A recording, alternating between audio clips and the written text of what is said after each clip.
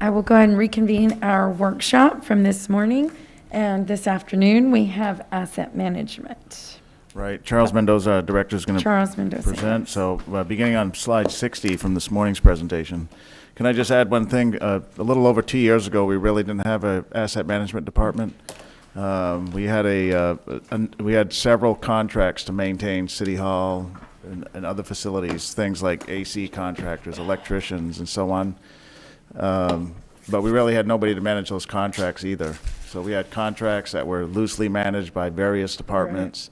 Since 2.5 years ago, with Charles hiring, we're beginning to rebuild an asset management department that focuses on building maintenance, life cycle management, asset management, and we're going to move next into janitorial services. We have a variety of how we maintain or clean our buildings. We need to look at that as well. So Charles is slowly building a team. We've converted contracts back into in-house personnel, saving millions for the taxpayer and getting better quality, better service. So we're probably about halfway through the conversion or so, and we'll continue through this year and next year to begin to finally build an asset management department for all the assets that we do have. So I'll turn that over to Charles. Again, Charles Mendoza, Director of Asset Management. First of all, I'd like to thank you for your time and allowing us to present our budget. It has been 2 years, like Peter said, 2 years since I joined this team, and I could basically tell you it's been great. And I'm happy to say, I'm very happy to be part of this team. Today in this room, I got three ladies. The first one is my interim assistant director, Erlinda. She has been with the city over 20 years. I also joined by Kim Galan.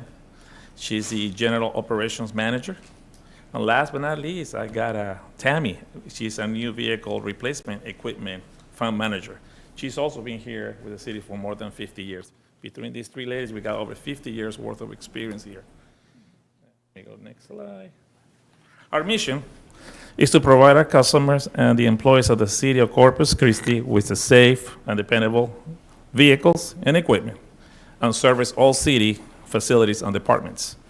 Facility division is responsible for the maintenance, repairs, renovations, capital improvement projects, and demolition of city buildings. Fleet division is responsible for managing the acquisition, maintenance, and disposal of city vehicles.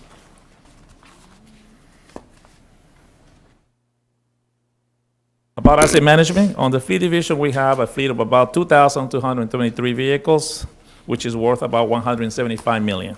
Our fleet size is broken as follows. We got 2,039 vehicles for city departments, 138 vehicles for the fire department, and 46 vehicles for the airport. To this day, as you can see from the slide, fleet division has completed over 10,000 repair work orders with a total of $6.6 million. On the facilities division, we are responsible for supporting 400 buildings and structures, or about 1.7 million square feet. Our replacement value for these facilities is about $800 million, based on a $450 per square foot replacement. However, this 1.7 million square feet does not include the American Band Center, the arena, or the airport facilities.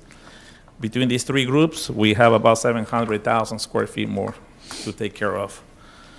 We are located at two sites.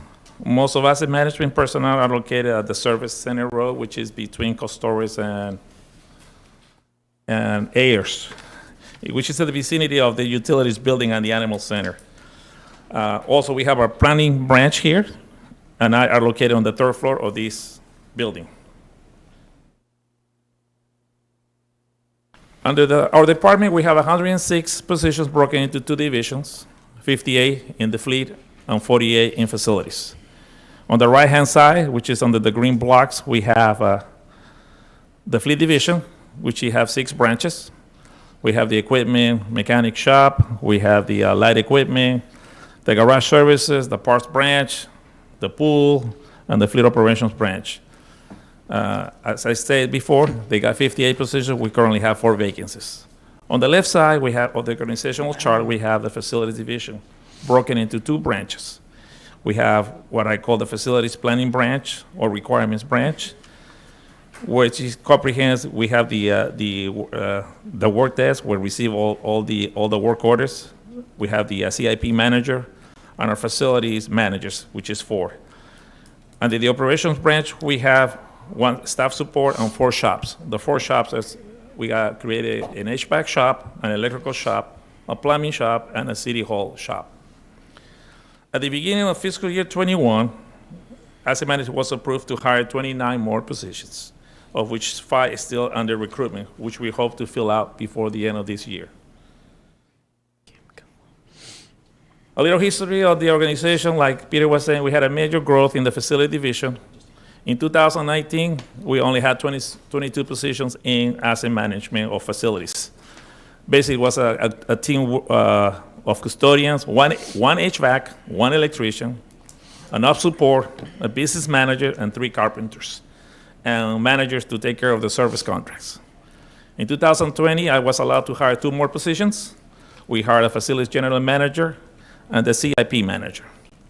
In fiscal year 21, we were approved to hire 29 additional positions for a total of 53. The reason for increasing the facilities workforce was to transition some contract work to in-house work, able to manage service contracts, and to reduce the dependency of high-value contracts, and to provide better support to our departments. With this new increase, we have been able to repair, maintain, or manage works as you've seen in this building: elevators, HVAC, chillers, boilers, fire suppression system, water fountains, roof, fences, custodial services, overhead, even asbestos testing, demolition, and many others. With this new manpower that we have acquired in the last six months, we were able to complete several projects here. Here at City Hall, we renovated the entrance-only pan where the security guards are at. Used to be escalators in there. The fence around City Hall was the scope that we developed ourselves and put it out for bids. The city of Corpus Christi sign, the one we just put recently in the development services, that's something that we also developed the scope of work and got it awarded. Demolition of the Booker Washington School, that's a big school. We also took that on our hand. And the new EMS that you council member approved at the beginning of this year is under construction right now. Excuse me, you said you had 53 total staff members? 50 was approved, but I'll now discuss a little bit more on as I get here, sir. But out of the our budget book says 53. We have a variance of about 5, and you'll see it on the next couple of slides. But as of today, okay, before I say that, before we hire, because we hire some of these technical people with a lot of skills, people coming with 10 years of experience, 12 years of experience, we have to hire them at a higher pay. So we had to reduce a number of positions. We reduced it by 5 people in order to make up their salaries.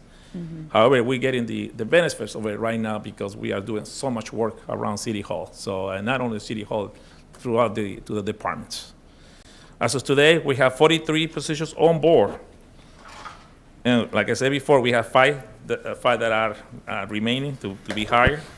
And I'm happy to say that we have now 1 electrician. We got 6 electricians. We have no plumbers. We have plumbers now. We have 8 maintenance techs, custodians, facility managers, and we got even 3 registering engineers, including myself, in my department. I know in the next year, probably most likely, we're going to be asking to hire more people or get approval. The reason for that, we're getting more facilities like the Lamar. We're going to be renovating other spaces, so we're going to need more manpower to do that. All right, go to the next slide. Achievements. Under our major achievement, we have listed the first 2 for facilities and the last 2 for fleet. Achievement 1, we have repaired over 40 roofs this fiscal year and over 70 last year. Again, we've done roofs all over the place. I'll just mention a few. I wrote here fire department, airport hangars, wastewater treatment plant, museum, PD, city hall, just to name a few. Yes, ma'am. All of this is all literally done in-house? No, this is done through service contract, but we are managing. Okay, but we you're managing manage. it. Yes, ma'am. Right, so under your department, Yes. you're managing all of these projects? Yes, ma'am. Wow. It's impressive. Yeah, so we done a lot of, and the reason we gotta make our building secure, watertight, also not only because of that, because we save energy, HVAC, so. Under the achievement. Hey, Charles, just a note, Yes, sir. Charles has a long career in the military managing facilities. He's also an engineer. Are you, what's your engineer? I'm a civil engineer, a registered civil engineer. Yeah, so he's just, and so that's good. That's a lot of experience and qualification to oversee. It's unusual that an asset management director is an engineer. Usually they're in like an engineering department. So we have the best of both worlds with Charles. Yes, sir. Yep. The second achievement was as you know, the Bayfront fountain has been restored and is operational. About 2 weeks ago, you approved the sound filter and the chlorinator, which we're in the process. It's been awarded. We just went in the contractor to find the part so we could complete that piece. However, just to get you know on this one, the project given the budget given for this project was about $2 million. But when we're all said and done, we're gonna be spending about $180,000 out of the $2 million. So it's $1.8 million going back to Type A funds. Awesome. Under Achievement 3, the vehicle equipment replacement fund was established as a mandated vehicle equipment replacement fund program for the purpose of maintaining a modern fleet. The program charges the department a monthly fee and reserves the fees for future scheduled replacement. Under Achievement 4, we have ordered 188 new vehicles. 29 have been received. We're expecting to receive 93 light trucks between this December and March of 22nd, and the rest of them, which is 66 trucks on construction gold, will follow after that. Our performance measures, we have 4. One is the percentage of vehicle past the service life. Basically, that's how old the fleet is. In 20, we had a 45%. In 21, we got 40, and we are targeting about 38 once we start changing a lot of these vehicles. The unit availability is how many vehicles we have on the streets. We kind of steady there, 91 and 20%. And in 21, we got 90%, and 22, we're shooting to get a much better availability. They are divided these next two in work orders less than 4 hours and more than 4 hours. Less than 4 hours, basically when somebody comes to your house and changes a light or does a little fixes of your dishwasher or whatever the case may be. And anything over 4 hours is more like maybe entail 2 or more trays.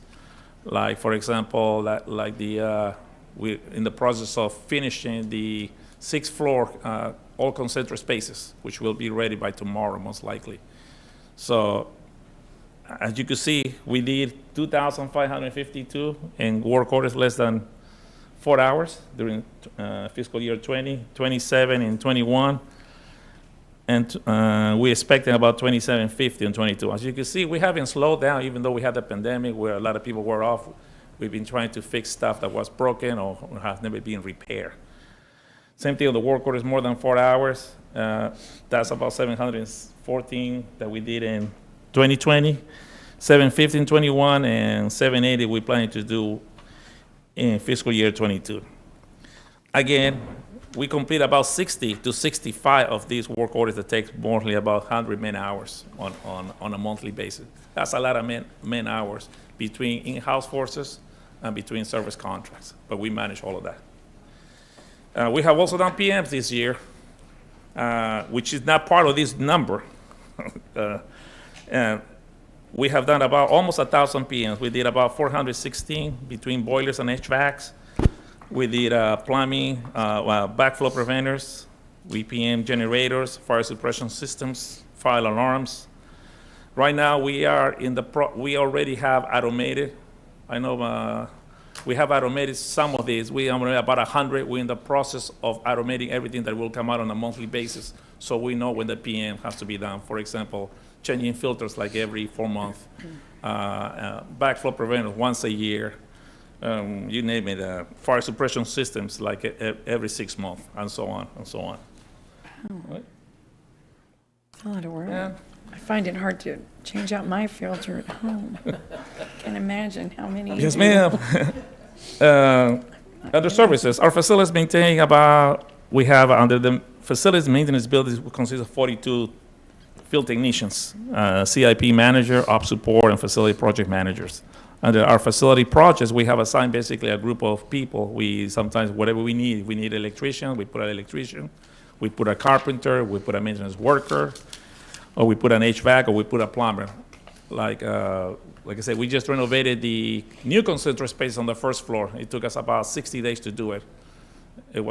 Everything was done by our shops. We also renovated just recently, like I said, the sixth floor is done, sir.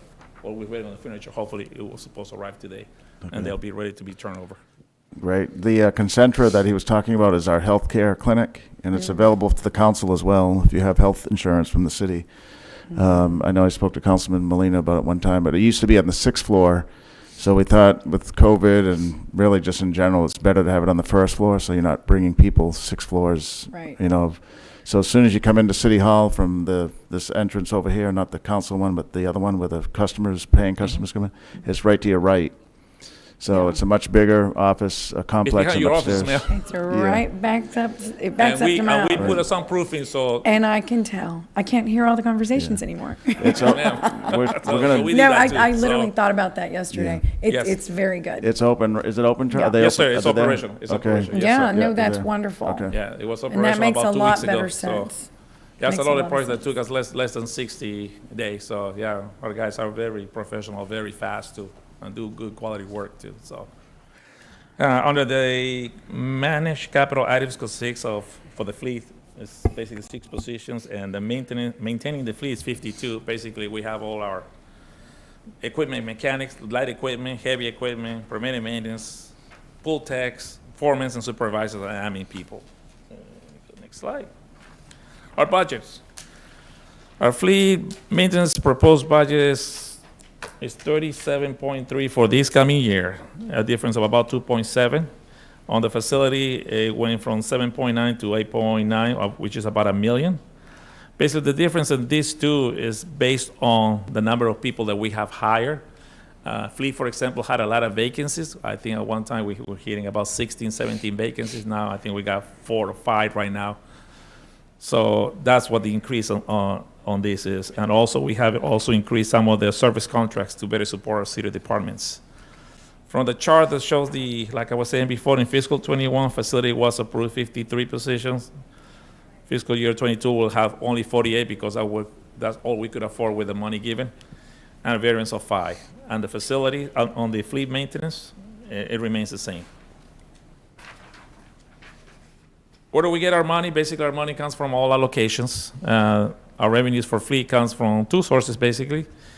It comes from the repairs and police on motor pool allocation, gas and oil sales, insurance recovery, sale of scrap metal, and sale of assets. Also comes from the vehicle replacement fund program.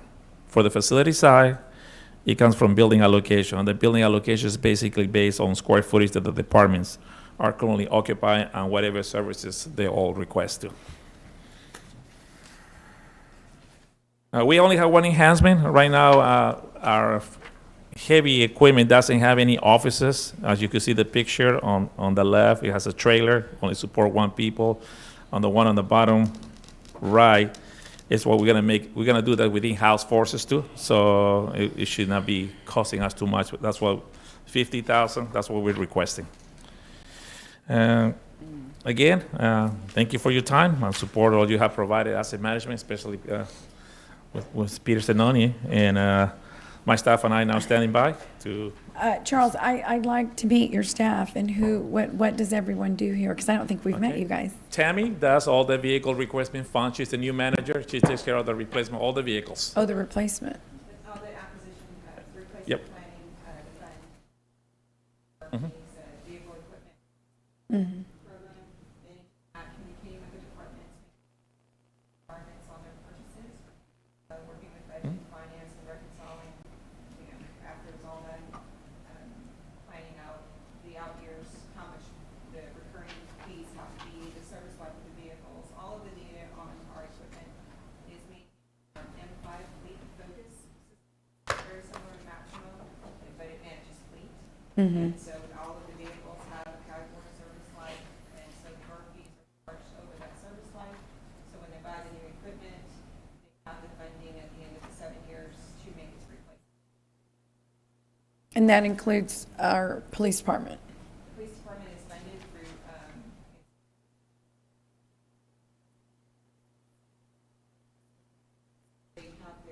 they have their mechanism for funding. But that falls under you. It does fall. It does. Yes. As far as managing the funds to make sure that we. Okay. Because then, so would, I'm so sorry, what was your name again? Tambra? Tammy. Tammy, okay. So would Tammy be the person that would be looking into the life of the vehicle? Remember the conversation we had? Right, we provided some Yes. initial feedback on that question too in that memo that went out Friday. So we did, and Tambra helped, as well as the police chief and the budget office. I must have So, missed the memo. Yeah, it's all right, because we still have a little bit more to respond to on that one anyway. I missed the memo. Yeah, no worries, we've been Guilty. busy. Yeah, We'll get back to that. too. yeah. Yeah. Okay. And then we have Erlinda, she's our interim director for assistant director.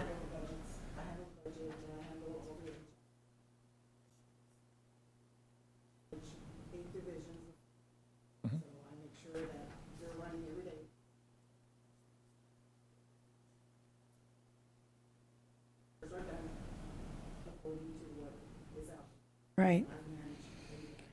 Great. Yeah, she takes care of all the parts that we need for the repair of our vehicles, whether it's heavy, light equipment, the motor pool. So, yeah, it's a big job. And the fuel, the yes. fuel. We also take care of the fuel. Yeah, she's in charge of making sure that those fuel tanks are fully loaded, Yeah, especially before hurricane season. Yes, ma'am. exactly. And then last but not least, I got Kim. She is my operations general manager. She's in charge of all my shops, basically. She runs all the 4 shops that we have.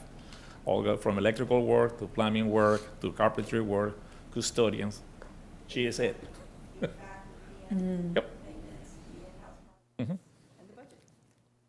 And before this, each department handled all of this? There was a smaller fraction of asset management with Jim Davis. Engineering did some of the work, like all the roofs that Charles did, and a lot of the work, like the water fountain by American Bank Center. A lot of those projects would probably still be in the works, or not Right. even have begun, because engineering would have been in charge of them, and they're trying to manage the bond program, so those most likely would have taken a back seat. So for a city our size with 25 operating departments, we have 400 facilities 400 facilities right now, yes, sir. of different sizes. Those include lift stations and that type of thing. But we need a real asset management department, and that's what Charles has been building Right. the past 2 years. It's wonderful. Yeah, with converting high-cost contracts to city staff. We haven't really added much to his budget. We've taken those contracts that are in various areas of the city, Yeah. converted them to city staff professionals, and we're doing that work in-house and saving the taxpayer money. Great. It's wonderful. Yeah. Okay, we have a few questions. Councilman Lerma. Thank you, Mayor. Charles, kudos to you and your department. You guys are doing a great job. Thank you, sir. I was not aware of this side of the city, you know. I didn't know that we did a lot of stuff in-house, which I think is absolutely fantastic. Saves us a lot of money, too. Exactly, yes, sir. You know, I have one question. I see that you've done over 40 roofs, you said, this past year? Yes, sir. What's in line? We have a service contract up Okay. to $3 million in capacity. Okay. And basically, according to the Texas Board of Engineers, as long as we don't change the The outlook of it. the structure Structure. or the type of insulation, as long as we do the replacement in kind, we don't require a design. So just right off the bat, we save on the Oh, design. yeah. If it was a $3 million, you're saving $300,000 plus. That's huge. So we done a small building, and we even helped our airport here, folks, parks and recs, libraries. I mean, I have a whole list here that On your list, do you have 902 Park? 902 Park, is that the Centennial? Yeah, it is, Charles, that is. Yes, actually, yes, and then glad you asked about this because we have so much savings thanks to Kim and my staff. We were able to find dollars. So let me tell you the story in this one. The contractor came with a $30,000 estimate to put a new coating on it.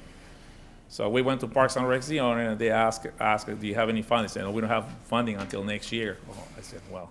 So I went back, renegotiated with the contractor. So they came down to $24,000, saved $6,000. Okay. And we found $24,000.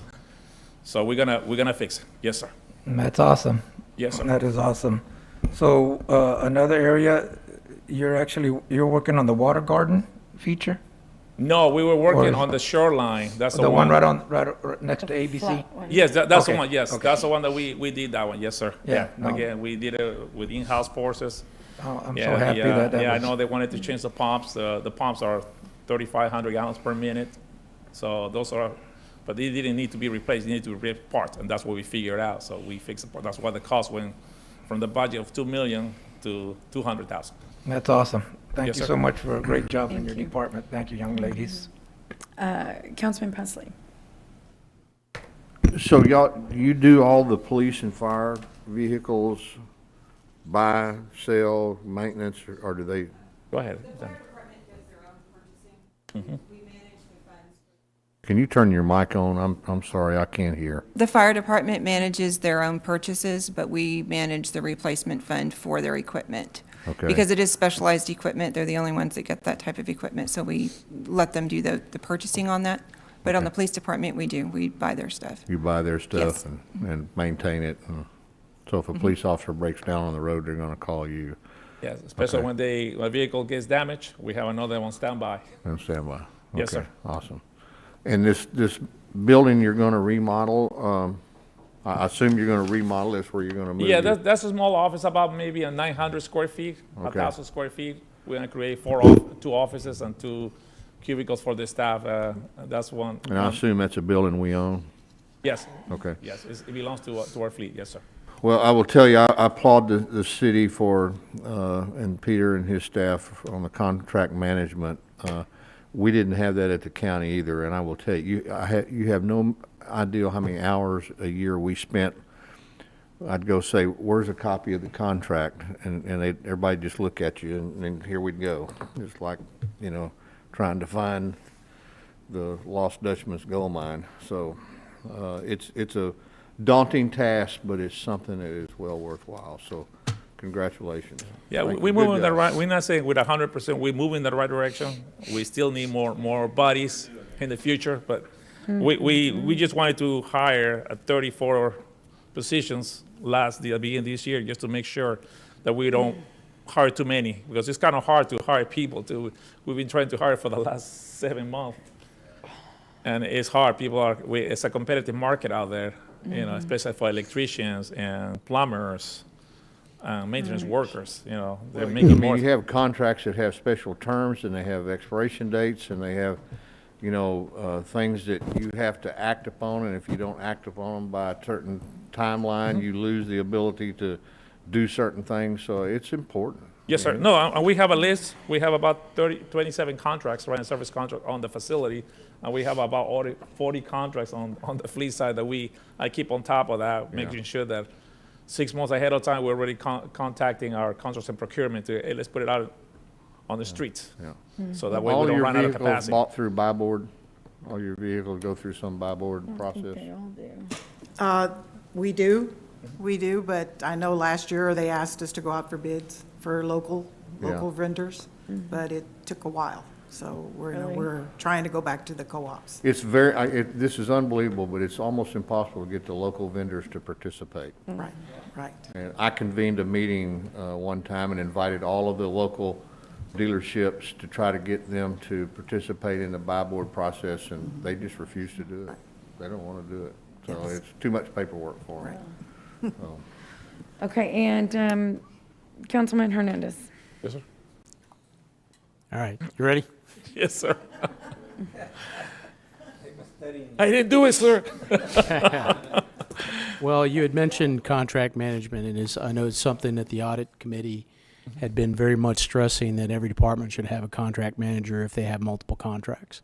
So your department obviously has a lot of contracts, so it's important to have the management of that to make sure we're getting the value of our contracts that we Yes, sir. sign. So I applaud, again, that's something that is needed. I appreciate the preventive maintenance. Yes, sir. No, sir. And I know you asked me that question about 6 months ago, so I told my staff, we got to get going on this one. Well, we're still working on it. I'm not saying Just, that. just for a reference, your predecessor, Jim Davis, I asked him, okay, hey, summer's coming up. It's my first year. Summer's coming up. Who's doing the preventive maintenance to replace out all the filters?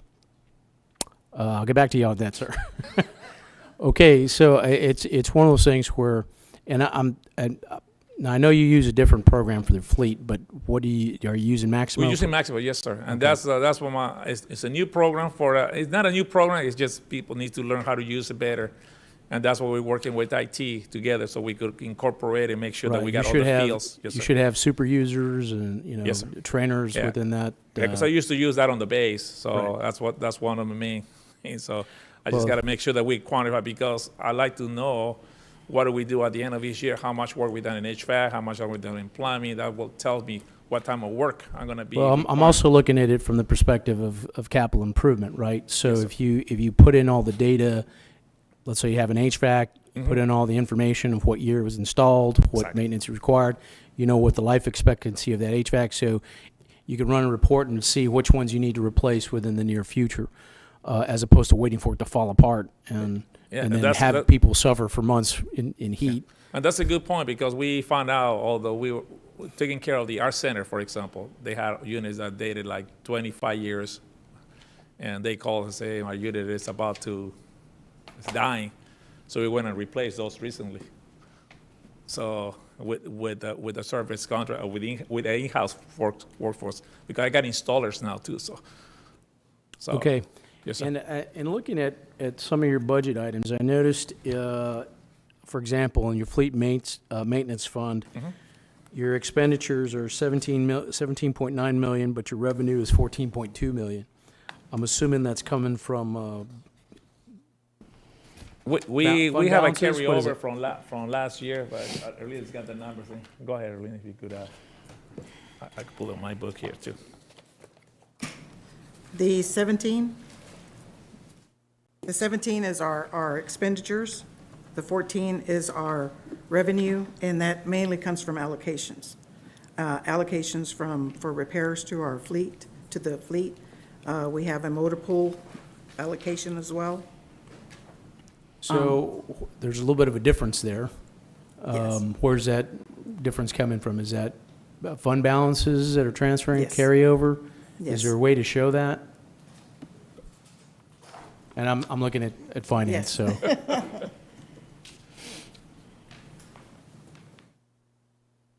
Yeah, their revenues are all internal, so we're just trying to draw down the fund balance. It got a little bit too high.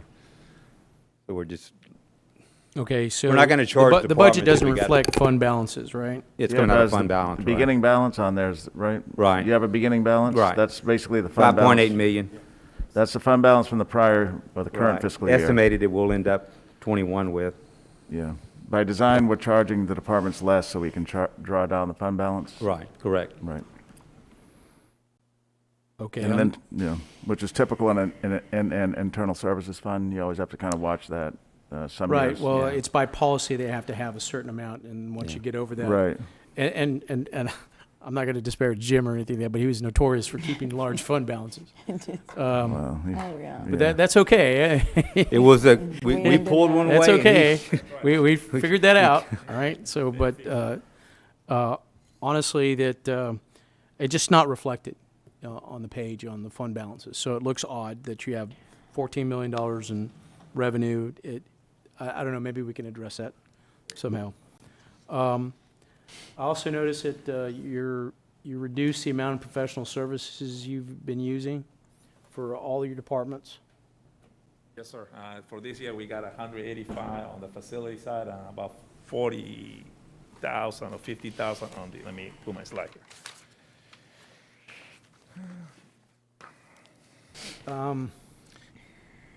185 for the facility, and for the professional health fleet, I think I got 40,000, if I remember right. Is it 40,000 for your professional services, or yeah. And I notice on your facilities maintenance and your facilities management and maintenance, which I'm kind of interested is what the difference is between those two funds. But you have significant increases from 571,900 to 1,092,000. And then in your facilities maintenance, City Hall, your building maintenance is increased there by by 300,000. My guess it's needed, but kind of give me an explanation as to how you came up with those numbers. Thank you. So we do that based on upcoming projects, what we think we're going to be doing in fiscal year '22. Plus, we looked at the expenditures we had this year. And we didn't have enough in some of the accounts that we had to move money around. So that's what the increase is for. We've got a lot of projects coming up in '22. Which brings me to another thing, which is kind of concerning, and this goes back to, again, the use of certificates of obligation.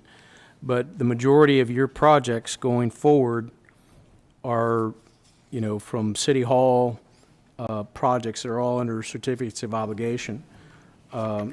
Now, that's not your side of doing things. That's going to have to do a discussion with us and the city manager as to how to best fund some of these things.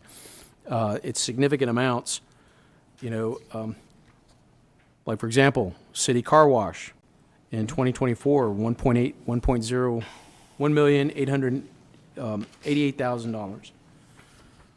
Certificate of obligation.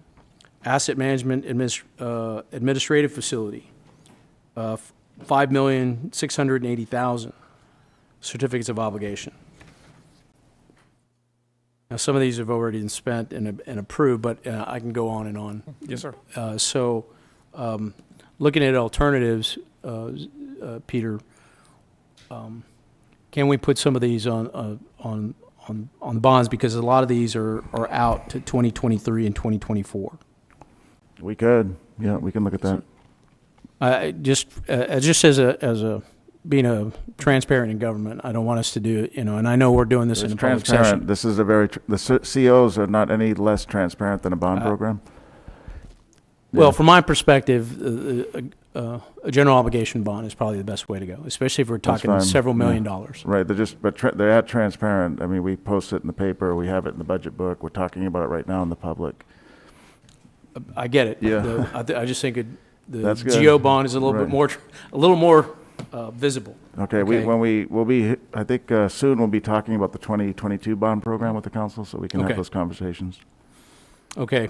Other than that, I'd appreciate what you guys are doing. I know I've been beaten up on people for preventive maintenance, Yeah. asset life cycle management, making sure we're not running things to failure, and then having to do an emergency appropriation.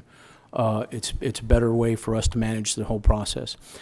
I'd like to know a little bit more about how you work with Parks and Recreation, because there seems to be a lot of things that they need some things that are in between. For example, in some of the parks in District 5, we have these nice gazebos that have shingle roofs, but the roof the shingles on the roof have been falling off, and the wood underneath is starting to rot. The posts where they're actually sitting connected to concrete are all Rotted. rusted off and rotted. All right, now is that something that facilities does, or is that something that No, Parks and Rec? we could assist, sir. We could do that. I mean, whether we don't have the manpower to do it in-house because I got so much work, we could always contract it out for them. I mean, that's our we have changed a lot of their facilities. Let me let's look at you talk about roofs. Okay, so I'm thinking of parks like Stony Brook Park on Boston Avenue, and Brighton Park on Brockhampton, in the Brighton Village area, that have these really nice gazebos. One of them has a roof, the other one doesn't. But the wood has never been stained. There's been no preventive maintenance. Things have rusted out. If we could, I don't know if gazebos like those are on your radar from that perspective. So I would like, maybe you get together with Parks and Recreation to see what things that you could do in-house, like roofing or something along those lines that could be, improve some of these things, or just something as simply as staining the wood on those things. And I don't, Correct. there's a fine line between what you do and what Parks and Recreation does. But I think something like that, which is a structure, would fall under facilities management more so than, or at least in some conjunction with that. I just think those things have fallen through the cracks and now could be considered a safety hazard. if all the foundations have rusted out. Yes, sir. No, I agree. That's why we demo some of the previous assistant director asked us to demo some of those gazebos, like a Labonte, for example. Park. Right. We demo the bathrooms, the gazebo, and some other stuff in there. Well, that's probably because they were underwater at some point. Yeah. But Okay, well, you But can we've take, been helping out, so, I mean, But, Yeah. and to address that a little further, traditionally, facilities has not worked with parks in the parks area. But Dr. Gonzalez and I just actually had a conversation last week and asking for more of our assistance to help with those gazebos, with lighting improvements along the mirror doors, in the parks. So we are already working towards that. well, I think your department has more of the expertise than they do. Yes. yes, Right. definitely. Right, so I don't know what that looks like. I don't know what your budget, how that reflects in your I budget. don't think it's in the budget. They'll probably have to No. bring money to the table. Well, that's what I meant. I mean, where would that allocation come from going in the future? Would it be in parks? Would it be in facilities, or is I there think some it's sort of something that transfer? they need to look at, because it's not, it's really holistically. It's looking at any park across the city, because Councilman Barrera's probably got parks on the west side of town that need a lot of attention in terms of this maintenance, little things, as well, everybody does. Well, Right? I'm So- just giving the examples of District 5 because those are the Yeah, ones of I actually course. looked at, right? Oh, no. And I commend you for that. But I think it's, let's take inventory and figure out where it's going to come out of and with Correct. what monies. Yeah, we leave it up to the departments to come and tell us what, I mean, I don't have the manpower to go out Okay, and right. inspect everything. Well, then Parks needs Yeah. to do a little Yes. inventory of all Right. the things in the parks that need to be looked at. Yeah. Okay, with that, I don't believe we have any other questions. Okay, well, Good. thank you much. Thank you all Thanks, very Charles. much. It was a Thank you. pleasure to meet everybody. Yes, Thank you. ma'am. Yes, thanks, Charles and team. Thank you. Okay, thank you, Okay, our last Charles. Great presentation job. is by Kevin Smith, our What's that? aviation director. I'll let- Aviation, yes. Yeah, we're gonna, Kevin Smith, Kevin's gonna okay. begin on slide 71. Yeah. Make this quick. Good afternoon, Mayor, council members, city leadership. Get the rest of my team up here and we'll get them introduced.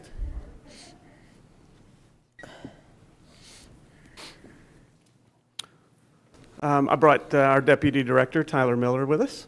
Yes, And hi, our Tyler. new finance manager, Kimberly Miller, no relationship. I was gonna say, are they married? So they'll be here for my backup. So our mission statement right now is to provide safe access to air transportation and aeronautical services. It's pretty self-explanatory. I don't think there's much needs to be mentioned there. These are our current board members. John Riley is our chair, Don Pfefferman, our first vice chair, and Ted Mandel is our second vice chair. We added two ex officio members, Brett Otting and Ian Vasey.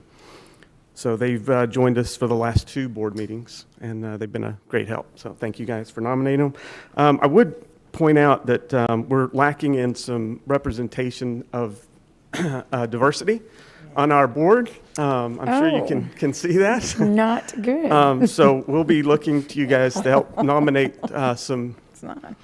diversity for the next Great. round. Unfortunately, there's not a term up until April of 2022. So we got lots of time to do homework, but we've got a long way to go before we get there. A little bit about our department. Our total impact, this is from Department of Transportation. The last time they did a study was 2018. And you can see there, the airport in Corpus generates about 8,693 jobs. The total payroll is 286 million, and the output is about 782.5 million. We have 2,600 acres, 2 runways, our longest 7,500 feet, which can land most of the larger aircraft, 767 and below, so wide body. Our top 5 markets this last year were Dallas, Fort Worth was number 1. Surprisingly, Las Vegas was number 2. Dallas, Love Field, number 3. Denver and New Orleans rounded out the top 5. What's interesting is Houston's not on there, and we've got 2 carriers that fly nonstop to Houston. So that shocks the airlines when they see that those names in that list. Our organization chart is, we just went down to the manager level, obviously. We have currently 82 employees. We'll be talking to you a little bit later about getting up to 86. But that's the way our org chart is structured currently. A few achievements for 2021. We were partnering with several of our other businesses in Corpus Christi, from restaurants, hotels, arenas. We achieved the Global Biorisk Advisory Council accreditation, and we're really proud of that. Took a lot of documentation, a lot of auditing in order to get that accreditation. We're one of 44 airports in the country that has that designation, and there's over 5,000 public airports, so we're pretty proud of that. We will have the TSA baggage screening relocation completed by the end of September. And that bottom right picture, you can kind of see the belts are in place. We're getting ready to move the machines out of the lobby and into the back office space. We also took over our parking operations and created a small cell phone lot, which will be also coming to you guys to expand that soon. And then we kickstarted our 5-year terminal renovation in this year as well. So really excited about getting that underway. Some of our performance measures we wanted to share with you. Our employments in 2020 obviously dropped due to COVID. They were 207,917. We're estimating this year being at 268,589. We really didn't see recovery start until March. So we don't have, June and July were both record-breaking months for us, so we were very happy that the traffic came back. Unfortunately now with COVID, the variant popping back up, we're starting to see future travel drop, so bookings at least. So we are optimistic that we're going to get to 301 this next year. And as you can see, our revenues have gone down a little bit. The actuals 2020 was 7.735. And the estimated 2021, 11 million, that's a reimbursement from grants. So $4 million in there is grant money. If you take that out, it's about 6.9 million is our estimate. Our target for 2022 is 7,171,000. And then if you look at our parking, the actual was 1.326 in 2020. Our estimate for this year is going to be 1,066,000. And our target for next year is 2,010,472. And then the bottom line is our FAA grant funding, 15,367,000 for 2020 for actuals. Our estimate for 21 is 10,362,300. And right now, the only thing we have on FY22 22 is our entitlements, which is 2.5 million, and that's usually what we've been tracking. Without CARES and Christi and all the other grants we received, you would have seen 2.5 basically for each one of those years. Our services, obviously we have to have our Department of Public Safety. That's our most important building block at the airport, is make sure we're safe and secure. I've got 29 positions in that department. Our facility management / maintenance, we have 29 positions. Operations, 11 positions. Admin, 14. And our planning and development, 3 positions.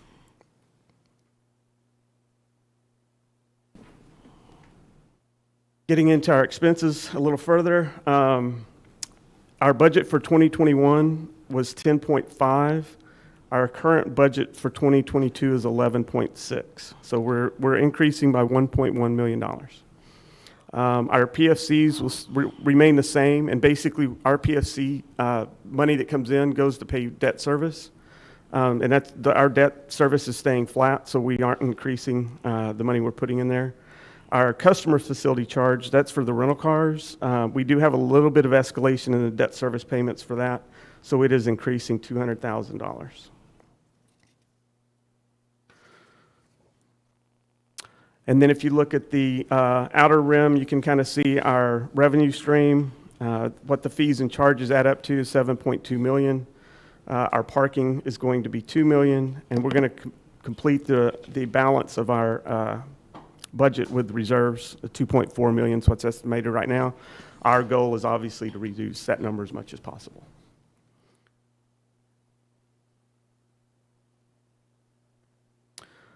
So one of the revenue enhancements we have for this year, we eliminated the annual maintenance fee for, or management fee for Republic Parking. They operated the parking operation at the airport. So that saves $120,000 right off the top. We are proposing a parking rate increase. There hasn't been one at the airport since the new terminal was built, so 20 years. It's not a terrible increase.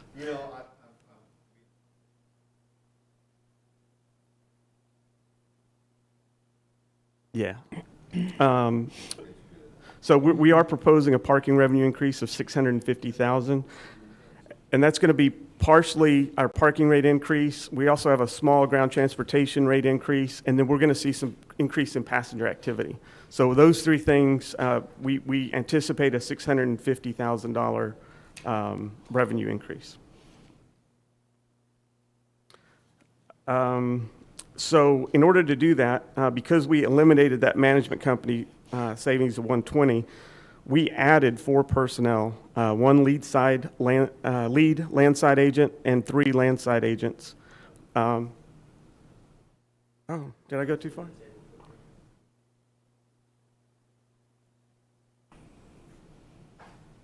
It's missing. Oh, yeah, let me have it. Yeah, I forgot we inserted these slides. So this is our proposed rate adjustment. Our previous daily rate for terminal, it was formerly called short-term. Our proposal is to change it to terminal parking.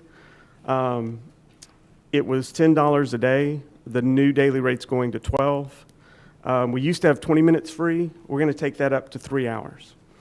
20 minutes isn't a realistic time for customers to come into the terminal and meet their families, get their bag claims, and then get back out to the car and get out of the parking lot. So this helps us free up space on the curbside, so our DPS officers aren't shooing people away all day long. But this also gives us an opportunity to show off part of the airport that we're going to be enhancing and want to get our customers in there to see some of the things we're doing. So it's about a 20% increase on that daily rate. The one that's going to jump the most is our covered parking. The previous daily rate was $8.50. We're taking it to the same rate as terminal parking. So it'll be at $12. There is no free period in covered. If you pull in the covered lot, we'll work with you to make sure you're not charged if you're only there less than 3 hours. But most people will know to park in the terminal parking because it's closer to the terminal. So it's a 41% increase in our covered parking, and a lot of that is going to be used for maintenance to the parking lot as well as to the canopies, because we've had a lot of canopy damage with the hurricanes. We had a car fire that burned up about 12 bays. So we need that money to keep that covered parking available, and we'd like to expand it, to tell you the truth. Long term, we're going from $7 to $8 a day. There's no free period there either. So that's a 14% increase. And then our commuter rate, these are pilots, flight attendants that live here in Corpus Christi that may work out of Houston or Dallas or some other base. It's going from $30 to $45 a month. So if you can see down at the bottom, our net expected revenue, we'll lose some money by going to 3 hours, total of $5,189. We will gain $444,000 in our covered lot, and we'll gain $126,647 in our long term, and then $11,520 for our commuters. And then the next slide talks about our ground transportation rates. We tried to flatline this. There were a lot of different rates in there, and it was really hard to keep track of some of these. So our taxi cabs, for the permitted taxi cabs, which means they get an AVI that opens the gate to get into the commercial lane, it's going from $50 to $55 a month.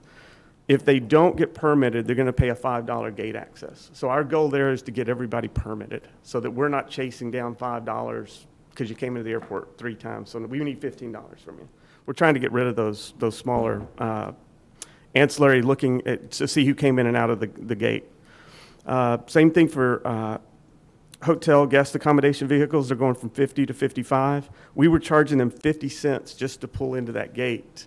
And I don't feel like there's any reason to do that anymore. They're coming to pick up our customers and take them to a hotel. So we flatline that at a $55 rate, which should force them into getting the AVI to get in and out of the gate. If they don't want to get the AVI, they'll pay a $5 per gate access fee. Delivery vehicles, the same, going up to 55. Charter vehicles, if they're under 25 passengers, 55, with a $5 gate access if they don't get permitted.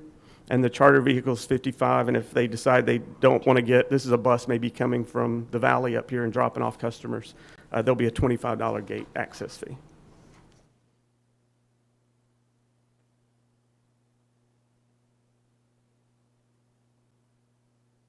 Yeah, so I got out of line once. Okay, so I already went over this slide. These were the additional personnel that we added for the parking operation.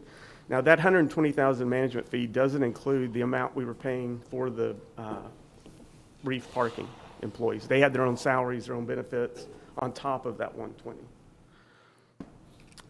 $120,000. So the other position that we added this year is the senior management analyst, and this employee is helping us with several projects in the administration side. Specifically, our air service quality surveys that we have to do in order to be a part of ACI and be compared to other airports all over the world, which I think is important. Airlines look at that. It helps with our ACI ratings to get these surveys done. Also helping us with our intern, sister city program, data analysis and reporting. Helps us create milestones and timelines, keeps us on track. I know there's a few questions, and we're ready to answer. Thank you, Kevin.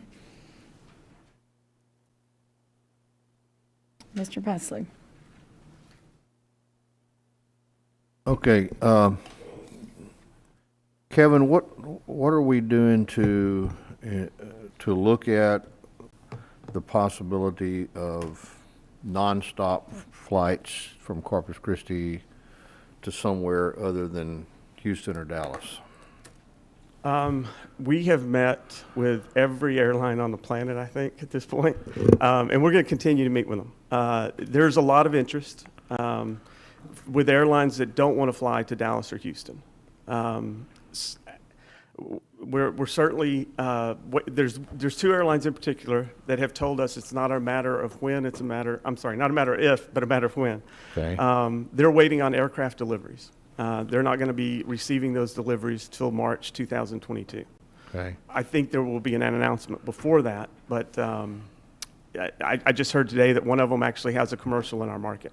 You know, you mentioned Las Vegas is you know, a large market. I know if you had a direct flight from here to Vegas, you'd be full every day. I agree. We actually just sent an RFI for Breeze Airways. They selected our airport as a potential airport in the future. And so we just submitted all of our documents to them, and they were very impressed with how many people a day are going to Denver and Las Vegas, and even Los Angeles. So if we can get a West Coast carrier and an East Coast destination, I think we'll be in good shape, and we're not going to rest until that happens. Okay. And you still have, many people don't know this, and I didn't until I was given a tour of the airport a few years ago, but there's a whole section downstairs for international travel that never gets used. Yeah, we include that in our presentations. Currently, Mexico is the only realistic destination, and they fell under a Category 2 airspace, so the FAA's downgraded their airspace. So until that gets fixed, there won't be any new service from the U.S. to Mexico. But we feel like Monterey is an option, and we've talked to several carriers that think that will be an option in the future, too. Cancun would be another good one. Cancun would be good. I think that'll probably be more on a seasonal or charter. Cabo would be great. Right. Yeah. We even met with Bahama Air. We thought Bahamas would be nice, too, but Yeah. they haven't called back yet. Okay, a couple other quick things. In your grants, do you receive your federal money grants? Does that come through the TxDOT Aviation, or does it come directly from the FAA? The FAA. Okay. Do y'all work with TxDOT, or are you allowed to work with TxDOT ever? The Texas Department of Transportation specializes in GA airports that don't have air carriers, so Okay. there isn't a program through isn't the a state program that for you we guys. could take advantage of. Yeah. Okay, all right. I knew there was an answer, but Okay, he's my and GA guy. what's your total fund balance at this point?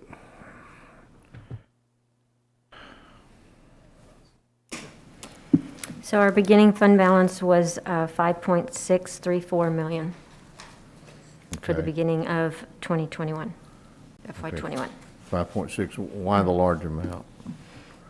What, so I haven't done that as a percentage of your total, but is that a significantly larger amount than you normally carry, or? Actually, the fund balance prior to 21 was $7.5 million, and it went down because of COVID. Okay. So we're trying to strengthen that back up to the 7 million, if not grow that further for situations like this where we need some cushion. Okay. Or some reserves built up. Okay, and then my last comment, and in all fairness, this happened a couple of years ago, but the only time that I've ever had my license plate stolen off my vehicle was at the Corpus Christi International Airport. And so, and it, what, you know, when I walked up to the vehicle and it was under the covered, you know, parking, and I noticed there was something different about my car, and it was that the license plates were gone. So I went to the security officers, and I came in on a late flight, so it was late at night, and I just wanted to report it so they would know. And they said, well, we'd like to help you, but all the security cameras out here are broken. So now, that's been a couple of years ago, maybe they've all been repaired, but that's something that if they're not, we really, for an airport this size, you need good security. Well, good news, we're putting license plate readers in the parking lot, but that really won't help you if they steal your license plate. It'll just show that I left the airport, yeah. Yeah. Now, if they put it on their car, we'll know who they are, but Right. Tyler, go Yeah, if I could. We actually have over 200 security cameras at the airport. And I can tell you right now, they all work. Okay.